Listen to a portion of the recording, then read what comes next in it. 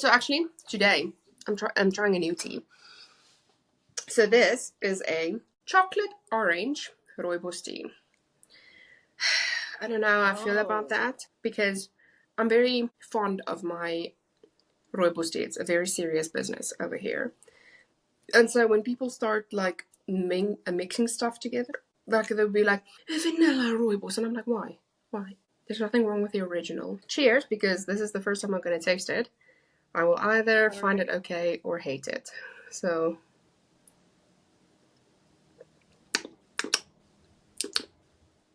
I don't hate it. Okay, I'm gonna go with that. I don't hate it. We'll check back by the end of the episode, see what when it's cold. Whether it has the same effect. All right, are we ready to go? We are ready. We are ready. Let's do this.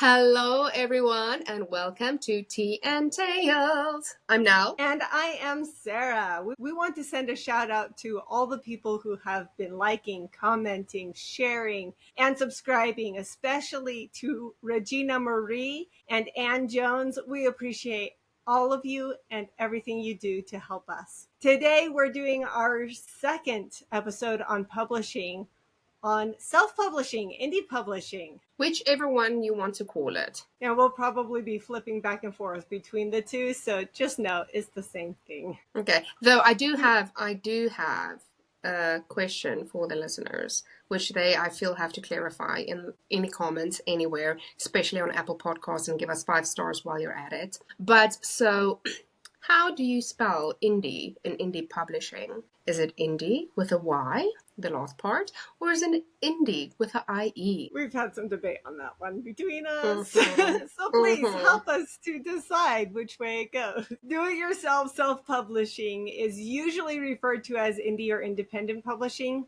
but this term sometimes can mean a small press printing. So if you get kind of confused, if you see that out there, that's what's going on. When indie publishing was first coined as a term, it meant small press printing, but as technology has grown and as people have been able to more easily publish themselves, it's less the small press printing, and that got pushed into traditional and more doing it for yourself. That's something that I did not know, the origin of that term. I just learned something new. You know, thank you. That was my fun fact of the day today. Sarah loves fun facts. I really never really thought about the origin of it. So I'm just always like hashtag indie authors or like hashtag indie publishing. And I'm like if for example, you meet someone and they're like, call me Frederick. And you're like, hello, Frederick. But then Frederick's friends calls him Freddie. Like, I wouldn't know to call him Freddie because he introduced me as Frederick. So same with like indie publishing. If someone came to me and they're like individual publishing, I'd be like, sup, cool, I'm vibing with that. But that's now not how I got introduced to it. I think this brings up a very good point as well, is how in indie publishing you have to come up with things for yourself, like names, like your brand name, your color schemes. You have to make all your own book covers, everything like that. So definitely give the indie publishers out there all the love you can. They are doing a lot of work on this. It is. They deserve it. A lot of work. Yes, and for this topic especially, Nell and I are both going the traditional route, which means we don't know quite as much about indie publishing. So we want our indie publishing crowd out there, definitely drop resources, drop comments, tell us your stories, what you've learned that works and what doesn't work. Because honestly, we don't know as much about it as we do about the traditional side. We would absolutely love to know that. And especially if you're like, no, that's not how we do it. And I could be like, thank you so much. Now I know. Or you could be like, well, this is the editors that I got to edit my novel, or this is the website that I used to create my cover. And I'm like, fantastic, because Not only I think is it great for indie publishing, but there are so many aspects of indie publishing like Wattpad and all those things where people do Pinterest boards, people do covers. I think a majority of these websites that and services that indie authors do use can be used for so many other things as well. Absolutely. And there's resources out there like readsy.com where you can get in contact with people who offer all of those services, legit people who can actually help you with your copy editing or your line editing. And I'm getting looks from Nell. No. No. What I wanted to say, I did not know that if you go on Readsy, you could literally like write your draft on Readsy. I did not know that. I was like, have I been living under a rock? Oh. No, just in South Africa, apparently surrounded by lions. Not really. But I was just like, I did not know that. I originally came to know Readsy because of the prompts, weekly prompts that they do. And so that's how I got introduced to them. And they have so many good services. I was just like, ask me, do I use any of them though? The answer is no, I don't. I don't use very many of them either because I'm going traditional publishing. There again, you don't need as many of those services. Yeah, but also I'm very set in my ways. Like if I started writing novels on a notepad, the chances are I'm still going to write it on a notepad till the day I die. With a pen in my hand. You mentioned their weekly prompts. They still do their weekly prompts. And I do them sometimes if the prompt strikes a story in my head.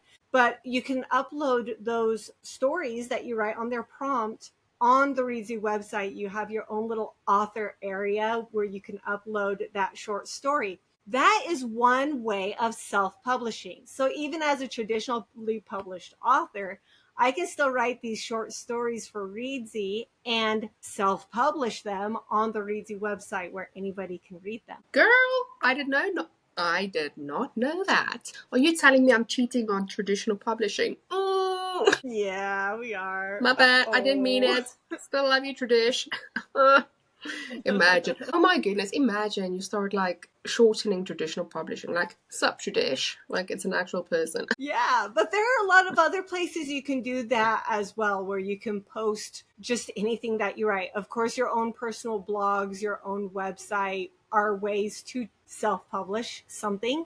Your social media, newsletters, things like that. You can self-publish short pieces. But there's also places like Wattpad or Archive of Your Own where you can put up a little bit longer stories. There's Webtoons that specializes in what the name says, Webtoons that you can self-publish, and fanfic.net and a lot of other fan fiction places. If you write fan fiction, that's a whole genre that does not go into the traditional publishing ever. But there's plenty of places to self-publish your fan fiction up. That you say this in a sense that there's so many different places you can self-publish, because I think a lot of people think if you're an indie author, the only place that you can self-publish is basically going through Amazon and then doing it through there. So I think this actually is a broader spectrum or broader platform that, in all honesty, I didn't think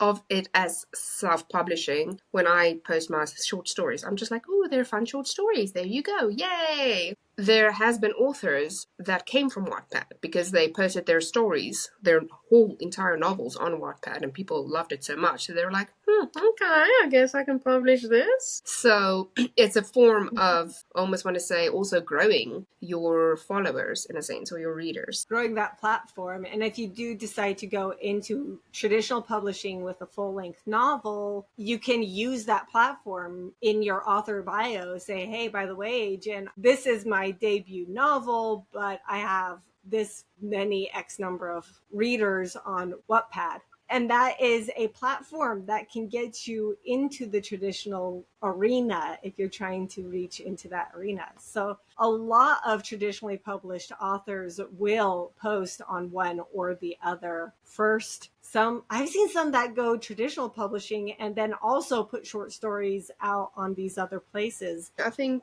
a lot of people who want to publish will ask, if I want to do self-publishing, like how do I go about it?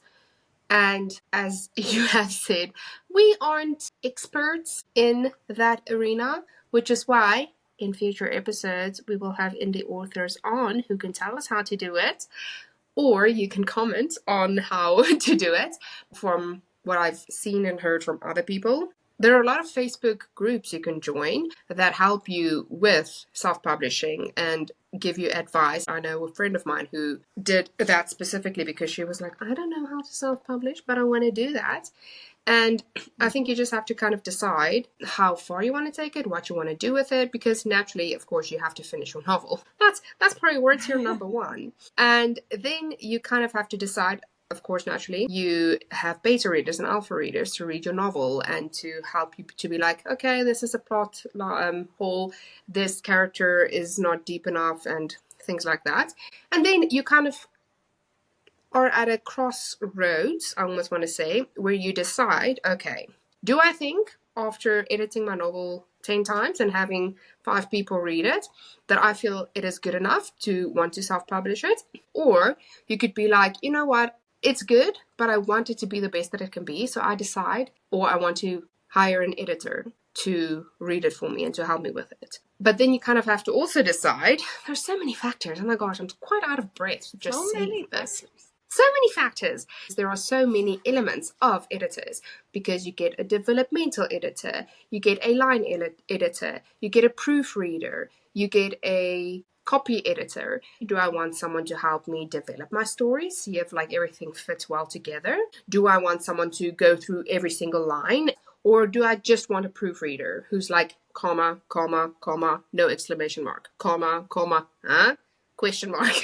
So I think then you kind of have to decide what you want to do. I know a lot of editors do give package deals where they're like, we'll do all of these for this amount of money. At the end of the day, if you do self-publish, there is going to be money involved. And if you're like, you know what, I can only spend $2,000 on my editing and my cover and my publishing and all those things, then you kind of have to prioritize and be like, okay, you know what? I can use Canva and I can create my own cover, so I don't need to pay someone to do that. But I would like to have someone to proofread my novel, so I will spend the most of my money on someone to proofread my novel. Or you could be like, you know what? No, I aced English in high school. I got a B. I'm fantastic. I don't need an editor. But you know what? I did fail in art, so I might want someone to design my cover. And then, of course, the tiny thing like, okay, are you going to pay someone to do the blurb on your novel, or are you just going to do it by yourself? And depending on who you know, what you know, that can kind of give you an indication of which direction you do want to take. You have to determine your skill set plus your capital to equal how well self-publishing is going to work for you. And there are options out there for building income that you can put into your self-publishing. Some of these websites will give you a kickback if so many readers will read your story. Or if you do publish on Amazon, you have to know how to market, and that book has to be polished enough that people will share it with their friends to start bringing in the income. And then you have to, what's next? What's next? No matter what you're writing or how you're publishing, you have to be thinking about what's next. What am I going to do to keep this ball rolling, keep people coming back? And also, I actually had this conversation with a friend of mine because she was thinking of publishing, and she was like, okay, but I don't know what to do. Like, I want to publish a book. That's as far as I got.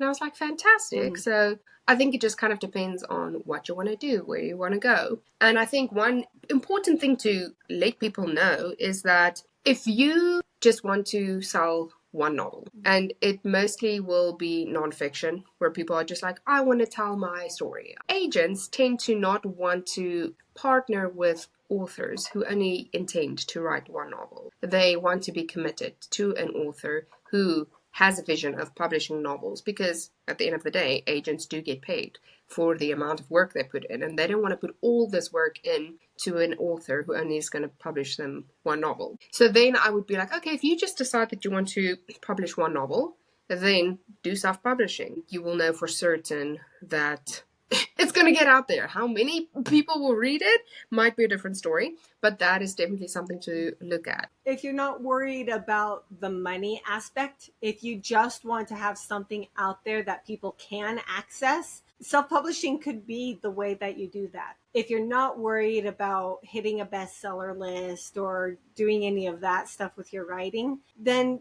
don't worry about it. Go the self-publishing route. And you can use other resources that don't cost as much money, especially if you have talents you can put into the marketing or into the cover art, anything like that. Or friends who are willing to help, who are just going to be like, you know what, I'm buying into your vision. I'm an artist and I'm happy to just do this for you because this isn't about the money, it's about the story. If you don't care about whether I also need to make a livelihood off of this, self-publishing could be the route for you. Yes.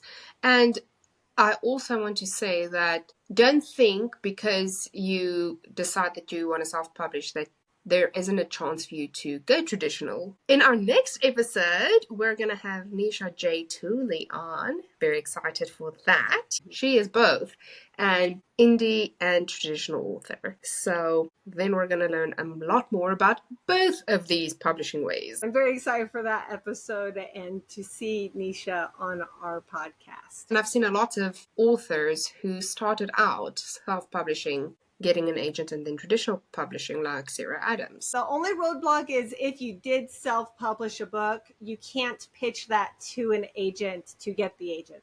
It has to be a new novel that's never been published. You want to be honest with yourself, honest about what you are capable of doing financially and skill-wise, honest with what you want to do with your writing, and then pick what fits, what works for you. There is no wrong answer, only Absolutely. a wrong matchup. Ooh, that was deep. That was deep. That could have ended the episode. We want to keep the episodes short and sweet here on Tea and Tales podcast. We want to get your pens back on the paper and your fingers back on the keyboards. And if you want to join this lovely community that we are creating here, please join us on Facebook and Instagram at Tea and Tales Podcast and on Twitter/X at Podcast Tea Tales. And please don't forget to share with your friends, tell your neighbor about this lovely podcast that we're doing, and go annoy your husband or your wife or your partner or your dog or your cat or your squirrel and tell them about this thing over and over and over again until they are forced to listen to it. Reach out to the other authors that you know in your writing groups. Let them know to come and listen and chip in their 2 cents. See you all next time. Bye!